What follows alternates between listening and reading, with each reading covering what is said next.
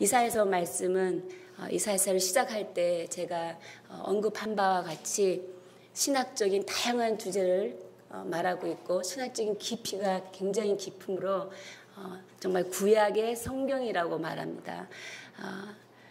하나님께서 계속 심판하고 또 회복과 소망의 메시지를 주고 또 심판하시고 또 회복과 소망의 메시지를 주시고 어떤 것이 만든 것인지 과연 어떤 것이 결론적으로 내려질 건지 우리로 하여금 기대를 가지고 읽게 나가게 하는 그런 성경의 선지서입니다.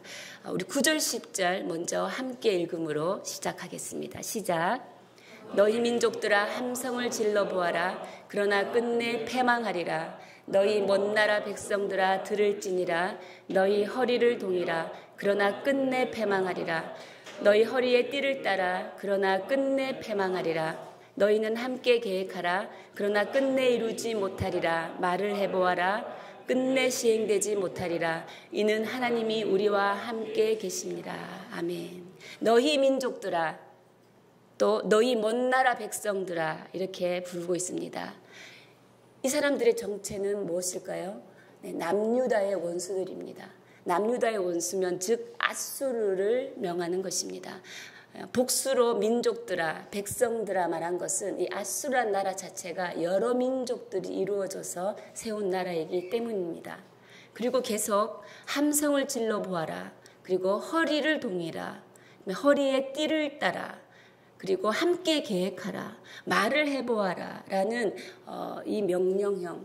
이것은 어떤 전쟁에 앞서서 전쟁을 회의의 모습, 전쟁을 어떻게 할 것인가 하는 회의하는 모습을 우리가 연상할 수 있습니다. 즉 유다를 침략하기 위한 군사적 전략들이지요. 허리를 동이라는 것은 이전에는 이렇게 허리에 띠를 차면 칼을 거기에 꽂았습니다. 이 말은 전쟁을 준비하라 이런 뜻이 포함되어 있겠지요. 전쟁을 준비하라. 그리고 군사적인 모의 회의를 하고 있는데 끝내 패망하리라라는 결론이 한 번도 아니고 3번이나 언급되고 있습니다.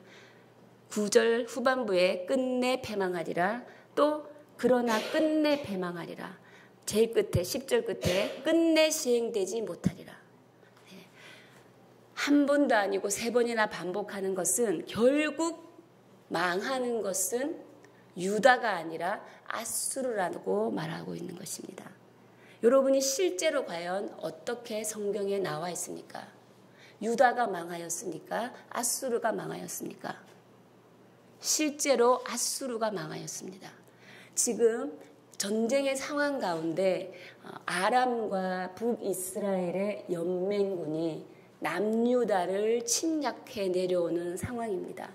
남유다를 침략해 내려온 상황에 남유다가 아수르랑 결탁을 합니다.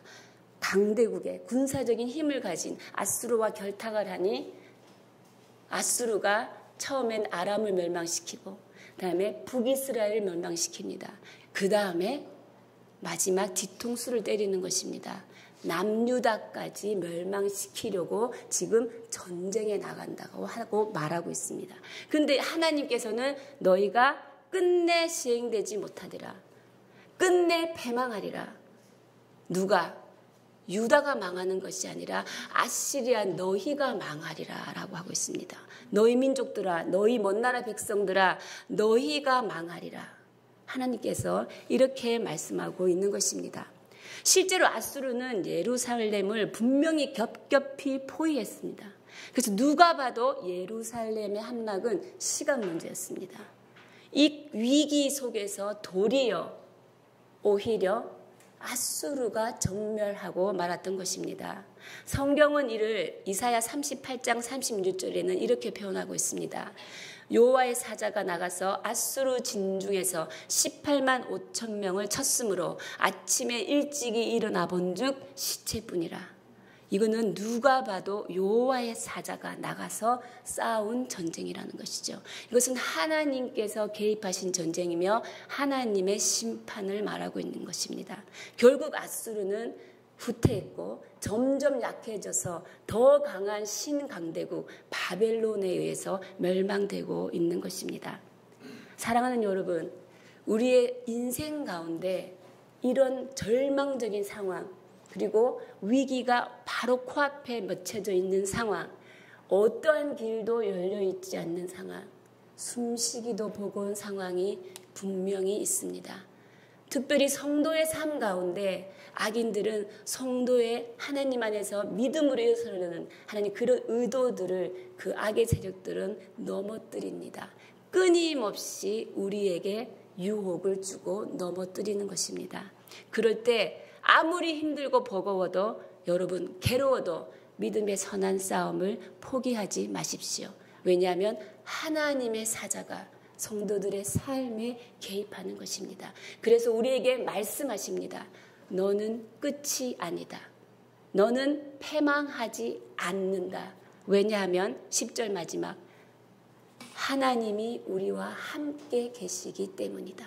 내가 너희와 함께 하기 때문이다 라고 말씀하고 계십니다. 이 상황에서 하나님에 대한 믿음을 가지고 하나님의 신실하신 보호가 나를 저버리지 않는다는 믿음을 가지시고 여러분 모든 악의 권세에 대적하십시오. 말씀에 순종하여서 복된 온전한 삶을 사시기를 주님의 이름으로 축복합니다. 11절 12절 우리 13절까지 함께 읽도록 하겠습니다. 시작. 여호와께서 강한 손으로 내게 알려주시며 이 백성의 길로 가지 말 것을 내게 깨우쳐 이르시되 이 백성이 반역자가 있다고 말하여도 너희는 그 모든 말을 반역자가 있다고 하지 말며 그들이 두려워하는 것을 너희는 두려워하지 말며 놀라지 말고 만군의 여호와 그를 너희가 거룩하다 하고 그를 너희가 두려워하며 무서워할 자로 삼으라. 아멘. 네, 아람과 북이스라엘이 유다를 침략한다는 소식을 들었을 때 아스 왕과 유다 백성들은 무서움에 떨었습니다. 두려운 상태에 들어가 있었습니다. 그들의 두려움 때문에 그들은 눈에 보이는 아수르의 힘을 선택했고 의지했기 때문입니다. 아수르의 힘을 의지했다고 그 두려움이 없어졌을까요? 하나님께서 이사야를 통해서 이사야 지금 7장을 통하여서 계속 말씀하고 있습니다. 아하스 왕에게.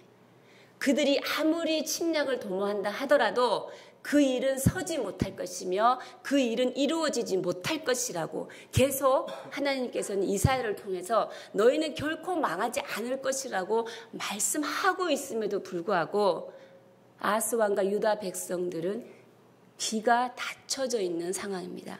아무리 말해도 듣지 못하는 상황에 있는 것이죠. 실제 7장 7절에 주 여호와의 말씀이 그 일은 서지 못하며 이루어지지 못하리라 말씀하고 계셨다라는 것입니다. 그래서 너희들은 그래서 여호와께서 강한 손으로 내게 알려주신 부분입니다. 여호와께서 강한 손으로는 무슨 뜻이냐면 하나님의 초자연적인 임재로 하나님께서 이사야에게 말한 것이죠. 너희는 결코 패망하지 않는다라는 것이죠. 그렇기 때문에 너희는 이 백성의 길로 가지 말 것을 내게 깨우쳐 이르셨다라는 것이죠. 이 백성의 길은 어떤 길입니까? 불순종의 길입니다. 불순종의 자세입니다. 어떤 것입니까? 위기 앞에서 하나님을 찾지 않고 눈에 보이는 힘의 세력을 찾았던 것입니다.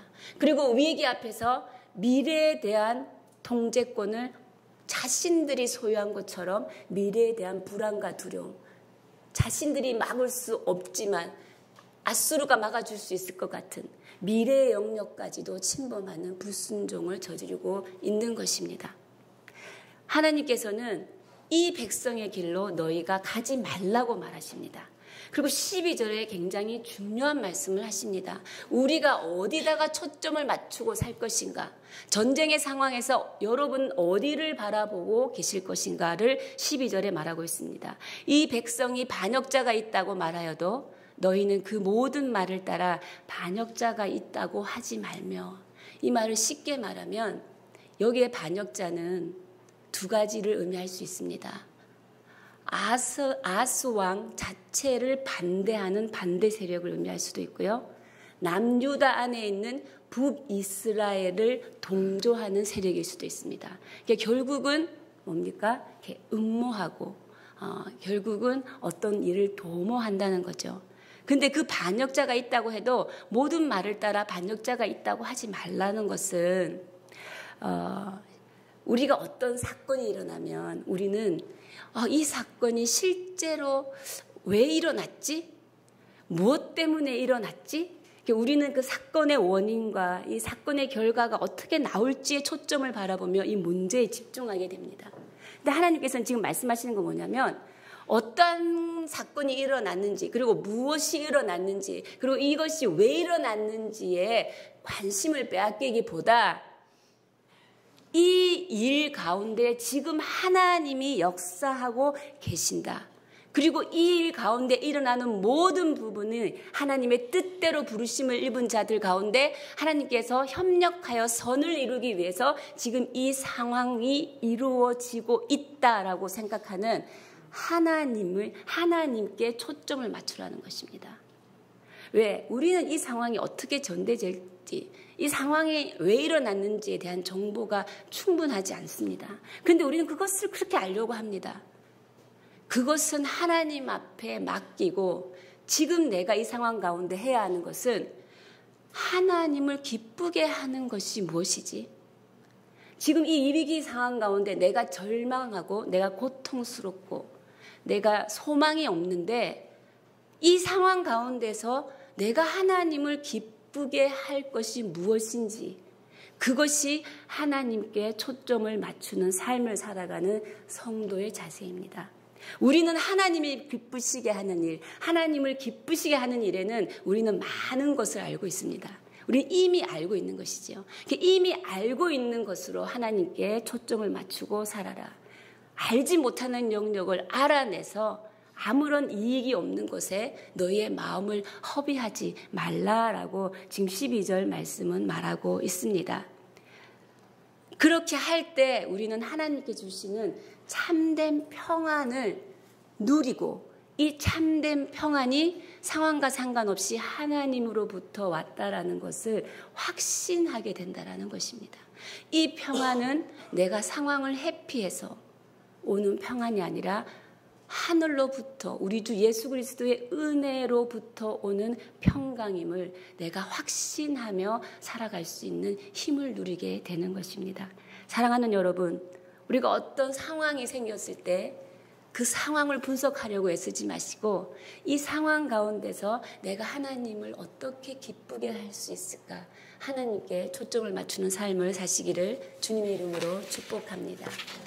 두 번째 중요한 오늘의 말씀의 포인트입니다. 두려움이라는 것입니다. 여호와에 대한 두려움.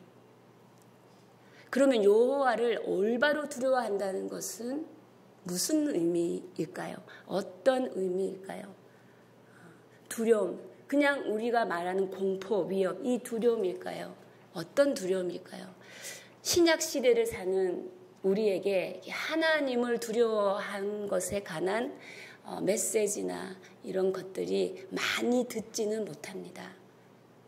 그리고 feel good 세대라고 부릅니다. feel good. 고통 없는 좋은 것만을 이렇게 추구하는 세대. feel good 시대면 이것이 은혜 충만인가 착각하고 혼동할 수 있는 것입니다. 우리는 자신이 무엇을 하든 이 feel good 세대의 특징은 내가 무엇을 하든 하나님이 우리를 사랑하시고 그분은 결코 우리를 떠나거나 버리지 않을 것이라는 말을 늘 듣기를 원하는 것입니다. 이 생각도 진실입니다. 이 생각은 진실입니다. 왜냐하면 이런 것들을 배제한다면 우리가 전하는 복음은 너무나 빈약해지는 것이죠. 하나님은 우리를 사랑하십니다. 그리고 절대 떠나거나 포기하지 않으십니다. 그런데 이것을 붙들 때, 이것만 붙들 때 이 진리가 낳는 결과가 우려된다라는 것이 오늘의 말씀입니다. 즉, 하나님의 사랑은 무조건적이고 하나님은 우리를 저버리지 않을 것이기 때문에 나는 어떻게 행동하는지 그렇게 중요하지 않아. 어차피 하나님은 나를 버리지 않을 것이기 때문에 또 우리는 항상 죄를 범하는 죄인이기 때문에 뭐 나에게 바랄 것이 있겠어? 내가 뭐 나에게 기대할 것이 있겠어? 내 자신에 대해서 너무 많은 기대를 할 필요가 없어. 이런 생각이라는 것이죠. 이런 생각은 지금 이사야가 오늘 말씀을 통해서 우리에게 주고자 하는 생각과 멀리 떨어져 가고 있다라는 것입니다. 하나님께서는 유다 백성에게 지금 이렇게 말하고 있습니다. 아람과 아수르와 북이스라엘이 무엇을 할 것인지에 집착하지 마라. 그들이 무엇을 어떻게 하는 것에 너희들이 집착하지 마라. 단지 너희들이 바라봐야 될 것은 하나님이 무엇을 하실 것인지에 대해서 너희들은 관심을 가져라 라는 뜻입니다. 여기에서 하나님이 무엇을 하실까? 나에게는 아무런 수가 없는데 하나님은 무엇을 행하실까? 하나님은 어떤 분이신가? 하나님은 전지전능하신 분이시고 하나님은 나의 생각보다 넘어서는 모든 수를 가지신 하나님이시다. 그 하나님이 무엇을 행할 것인가에 관심을 가져라 라고 하는 것이죠. 그것이 여호와를 올바로 두려워한다라는 의미가 있다라는 것입니다. 그러면 여호와를 올바로 두려워한다는 것은 우리의 우선순위를 다시 조정해야 함을 의미하는 것입니다. 하나님이 공포의 대상입니까? 심판하시니까 무서우신 대상이십니까? 아니면 하나님이 내가 너를 심판하겠다 해서 우리를 위협하시는 분이십니까? 만약에 하나님을 두려워하는 두려움, 공포로 두려워하는 두려움이 있는 분이 계시다면 그분은 하나님을 진정으로 사랑하지 않는 분이십니다. 하나님을 진정으로 알고 계신 분이 아니십니다. 하나님, 온전한 사랑은 두려움을 내어 쫓나니 하나님을 사랑하는 자라면 그 안에 그 두려움은 없는 것입니다. 하나님은 우리에게 말씀하십니다. 내가 거룩하듯 너희도 거룩하라고 요청하시는 것이지요. 어떻게 우리의 삶을 기쁘게 할 건가에 우리가 초점을 맞출 것이 아니라 우리가 어떻게 하나님을 기쁘게 할 것인가에 초점을 맞추며 살아가는 것이 여호와 하나님을 두려워하는 의미인 것입니다. 하나님이 최고의 우선순위가 된다라는 것이죠. 하나님을 최고의 우선순위로 살면 인생이 어떻게 됩니까? 인생은 내가 붙잡고 해결하지 못하던 모든 것들을 주님께 내어놓게 되고 하나님의 놀라운 전략으로 하나님께서 이 모든 것들을 주관해 나가시고 돌보신다는 것을 믿게 되는 것입니다. 하나님은 우리를 무력화시키기 위해서 심판하시는 분이 아닙니다. 오히려 하나님은 우리를 사랑하시고 우리를 위해서 자신을 내어주신 분이라는 것입니다. 하나님은 사랑이시다라는 것입니다. 하나님 한 분만을 여러분이 두렵고 떨림으로 경외하는 대상으로 여러분의 삶 가운데 모시고 최고의 우선순위에 두는 그 복을 누리시기를 주님의 이름으로 축복합니다. 14절 15절 우리 함께 읽겠습니다. 시작. 그가 성소가 되시리라. 그러나 이스라엘의 두 집에는 걸림돌과 걸려 넘어지는 반석이 되실 것이며 예루살렘 주민에게는 함정과 올무가 되시리니 많은 사람들이 그로 말미암아 걸려 넘어질 것이며 부러질 것이며 덫에 걸려 잡힐 것이니라.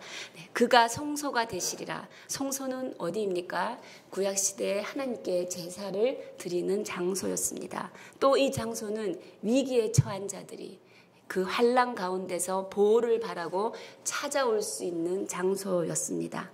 그것은 그분은 온전하고 든든한 나의 피난처가 되시는 분이라는 것이죠. 그가 성소가 되시리라 이렇게 말합니다. 하나님은 어떠한 방식이든 우리의 삶에 힘이 되시는 분이십니다. 그런데 그분은 긍정적인 힘이 될 수도 있고 부정적인 힘이 될 수도 있다라고 오늘 본문은 말하고 있습니다.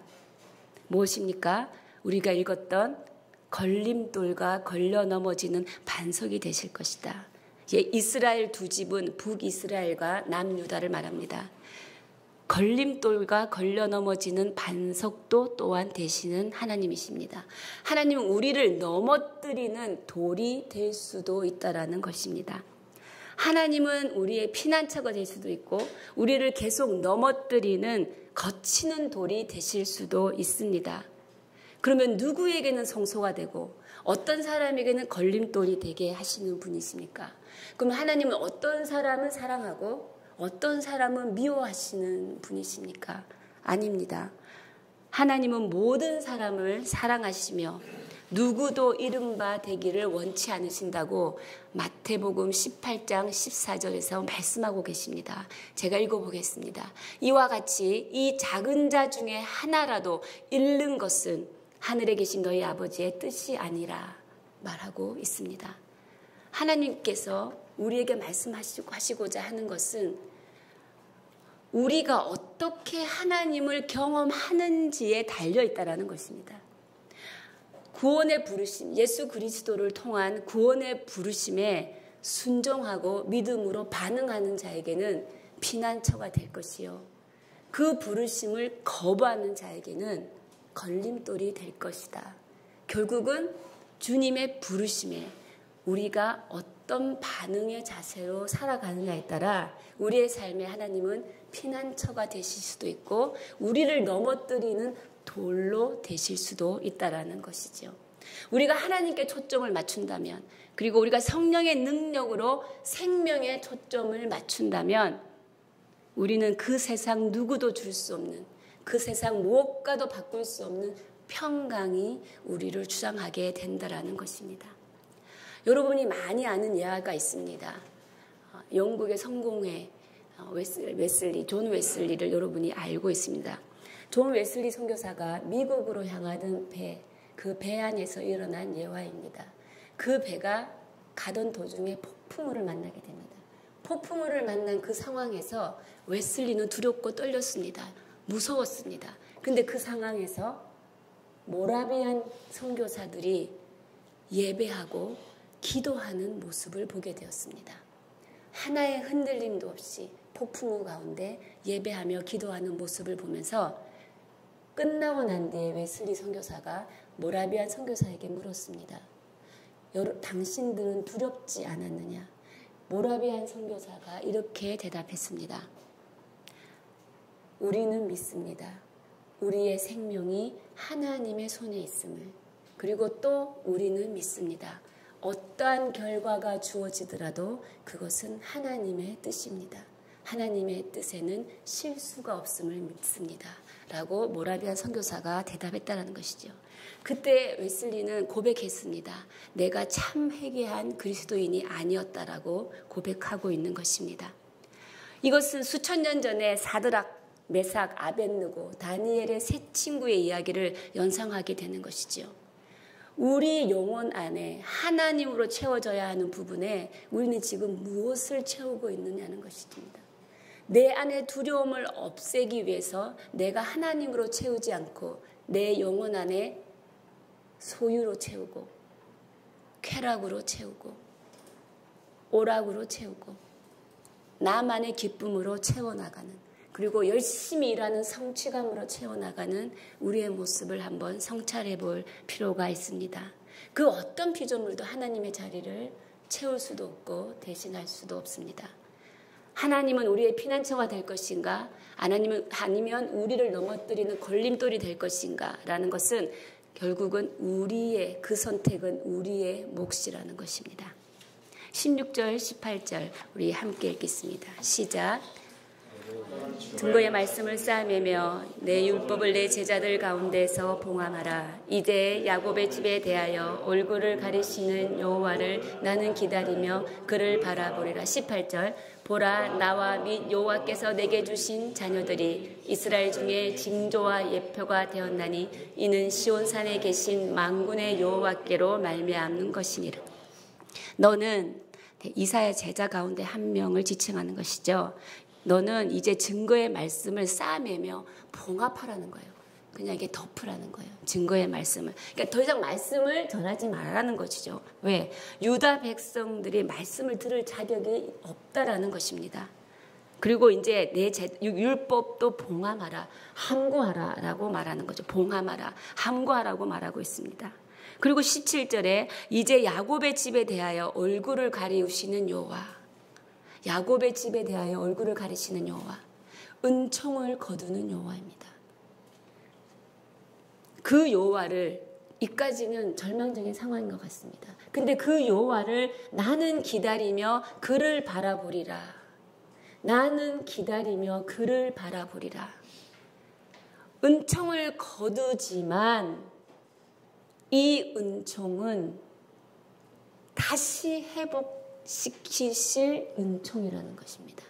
그리고 이 은총은 다시 소망 가운데 우리에게 임하게 될 것이라는 하나님을 향한 신뢰의 고백입니다. 기다릴 수 있다는 것은 믿기 때문에 기다리죠. 내가 어떤 사람을 기다리고 있다는 것은 그 사람이 돌아올 것이라고 믿기 때문에 기다리는 것입니다. 이 기다림의 근거에는 믿음이라는 것이 존재하고 있는 것입니다. 믿음의 요소가 없이는 기다릴 수 없다는 것이지요. 참된 믿음은 무엇입니까? 우리가 볼 수 없는 결과, 지금 눈으로 볼 수 없는 구원, 볼 수 없는 결과들을 믿는 것이 믿음입니다. 볼 수 없는 결과들이 반드시 이루어진다는 것을 믿는 것이 믿음이라는 것입니다. 지금 내가 원하는 결과를 지금 보겠다라는 것은 믿음의 반대적인 표현인 것입니다. 이사야는 하나님의 계획은 반드시 이루어지고 유다를 버리지 않으시는 하나님을 믿는 거죠. 이 믿음의 고백인 것입니다. 그리고 18절 보면 여호와께서 내게 주신 자녀들, 여러분 이사야에게 두 아들이 있는 거 아시죠? 지금 7장 8장을 통해서 이사야의 두 아들이 나오고 있습니다. 한 아들의 이름이 무엇입니까? 스알야숲. 또 하나의 이름은 무엇입니까? 마헬살랄 하스바스. 스알야숲 무슨 뜻입니까? 남은 자는 돌아온다. 마살렐 하스바스 침략이에요. 침략하는 자, 노략하는 자. 이렇게 부르고 살았다고 생각해 보세요. 부를 때 스알야수바 너 밥 먹었니? 스알야수바 밥 먹었니? 마살렐 하스바스야 너 지금 뭐하니? 마살렐 하스바스 엄마 지금 뭐하고 계세요? 이렇게 계속 말하는 동안 뭐예요? 말하는 동안 지금 당장 유다가 망한 것이 아니고 기간이 있었습니다. 앞에서 말하죠. 그 아이가 선과 악을 구별할 때 너희는 엉긴 젖과 꿀을 먹을 것이다 말하고 있습니다. 기간이 있는 거죠. 자라나는 기간. 자라나는 기간 동안 이 아이의 이름을 통해서 뭐예요? 하나님의 말씀이 그대로 이루어져 가고 있는 시간들인 거죠. 하나님의 말씀은 그대로 이루어진다는 것이죠. 이사야의 아들의 이름을 통해서 하나님은 예언하고 계신다는 것입니다. 그 하나님이 시온산에 계시고 만군의 여호와께서 이 모든 것을 행하신다라는 것이지요. 여호와의 말씀은 실현된다. 그리고 시온산에 계시다. 하나님은 여전히 당신의 백성들 가운데 거룩한 임재로 함께하고 계신다라고 말하고 있습니다. 믿음과 소망입니다. 기다림과 바라봄은 믿음과 소망입니다. 우리의 삶에 그 믿음과 소망이 있으면 우리는 하나님의 시간, 지금의 오늘 하루가 내가 보기에도 그렇게 사회적으로 유익을 끼치는 것 같지도 않고 국가에 어떤 내가 이바지를 하는 것 같지도 않고 내 삶이 그렇게 의미가 있나? 내가 지금 의미 있는 삶을 사나? 그런 것 같지 않지만 하나님은 스알야수바, 마살렐 하스바스야 그 부르는 시간 동안 그 말씀의 뜻을 이루어 나가듯이 하나님은 내가 살아가는, 내가 하나님을 붙잡고 믿음으로 소망을 가지고 살아가는 한 시간, 하루, 1년 그 가운데 하나님께서는 계속 일하고 계신다라는 것이죠. 왜? 하나님의 뜻을 이루기 위해서. 그래서 오늘 하루 지금 이 순간 이 시간 의미 있는 시간이 되는 것입니다. 오늘 하루 살아가실 때 하나님과 동행하는 그 의미 있는 시간, 나에게 이 한 시간 하나님의 뜻이 이루어져 가고 있는 시간이구나.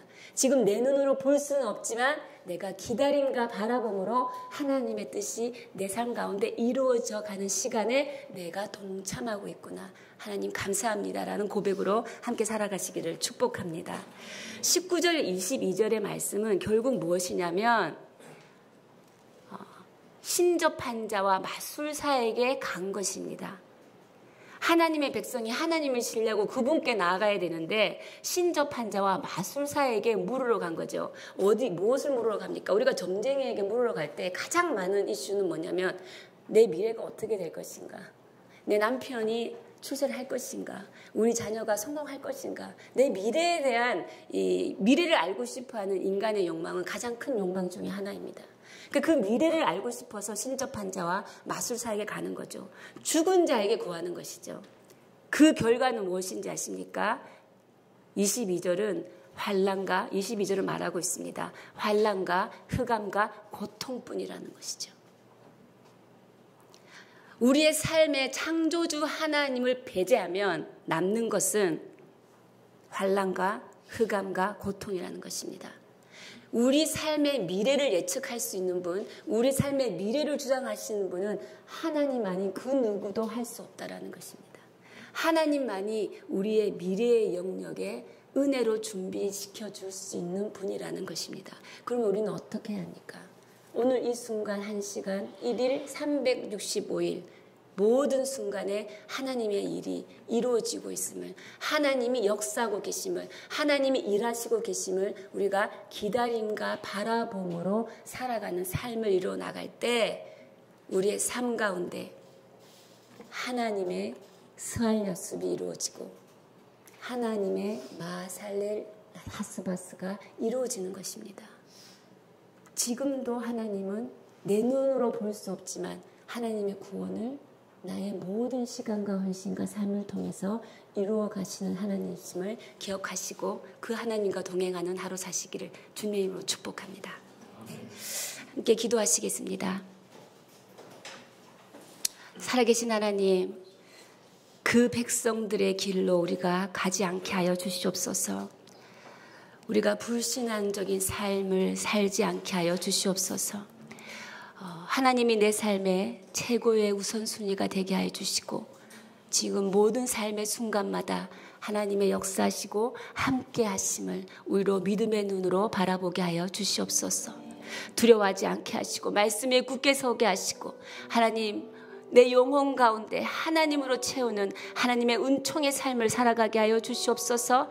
하나님을 기다리고 하나님을 바라보는 인생 되게 하시고 한 영혼도 잃어버리기를 원하지 않으시는 하나님의 그 사랑이 오늘도 내 영혼을 충만케 채우며 하나님의 갈급한 마음으로 고백하며 기도하며 나가시겠습니다. 살아계신 하나님 감사합니다. 하나님의 온전한 사랑이 오늘도 내 영혼을 채워주시니 하나님 두려움이 없습니다. 하나님 주의 길을 따라가기를 원합니다. 하나님 그 이스라엘 백성들의 길을 따라가지 아니하며 하나님 어떠한 상황 가운데서도 주님 바라보며 나아가게 하여 주시옵소서.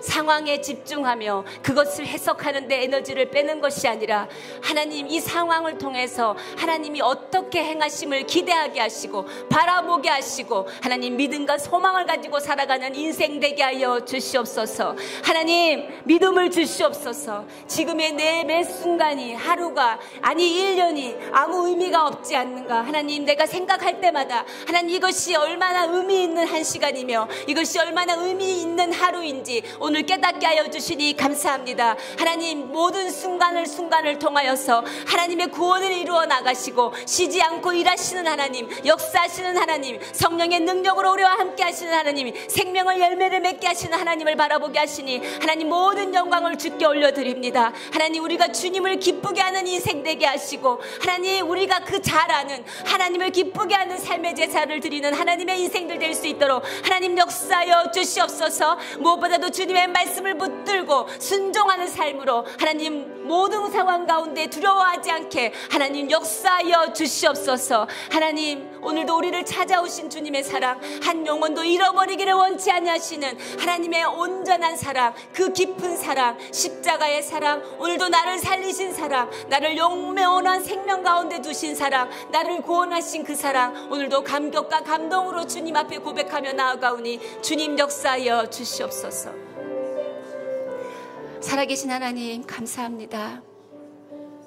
한 영혼도 잃어버리시기를 원하지 아니하시고 모든 방법을 동원하여 하나님으로 다시 하나님께 돌아오기를 원하시는 주님, 오늘도 주님 앞에 엎드려 하나님의 음성을 듣게 하시니 감사합니다. 하나님 그렇습니다. 아버지, 주의 말씀의 길을 따라가는 인생 되게 하여 주십시오. 하나님, 내 삶의 모든 순간마다 하나님의 구원의 역사가 이루어져 가고 있는데 내 인생이 함께 참여하고 있는 그 기쁨을 알게 하여 주시옵소서. 하나님, 하나님이 하신다는 그 믿음을 가지고 기다림과 바라봄으로 하나님 이 세상을 넉넉히 이기는 주의 성도 되게 하여 주시옵소서. 하나님이 이미 계신 그 승리의 권세를 선포하며 누리며 그 승리의 열매를 맺으며 생명의 열매를 맺으며 하나님 만나는 날 하나님께 기쁨의 열매를 올려드리는 하나님의 제자의 삶을 살아갈 수 있도록 주님 우리 가운데 역사하여 주시옵소서. 주님, 오늘도 여전히 하나님의 은총과 하나님의 회복을 기다리며 바라보며 그것이 반드시 이루어지고 반드시 함께 하시는 하나님을 통하여 하나님의 역사는 이루어지고 나아가고 있다는 것을 오늘도 믿음으로 선포합니다. 우리의 선포 가운데 함께하여 주시고 이 모든 말씀 우리 주 예수 그리스도 이름 받들어 기도드리오며 지금은 우리 주 예수 그리스도의 은혜와 하나님 아버지의 크신 사랑과 성령의 위로 교통하심이 하나님께 초점을 맞추고 기다리며 바라보고 살아가기를 원하는 주의 백성들 머리 위에 가정과 일터 위에 교회 위에 지금으로부터 영원까지 함께 하시기를 간절히 축원하옵나이다. 아멘.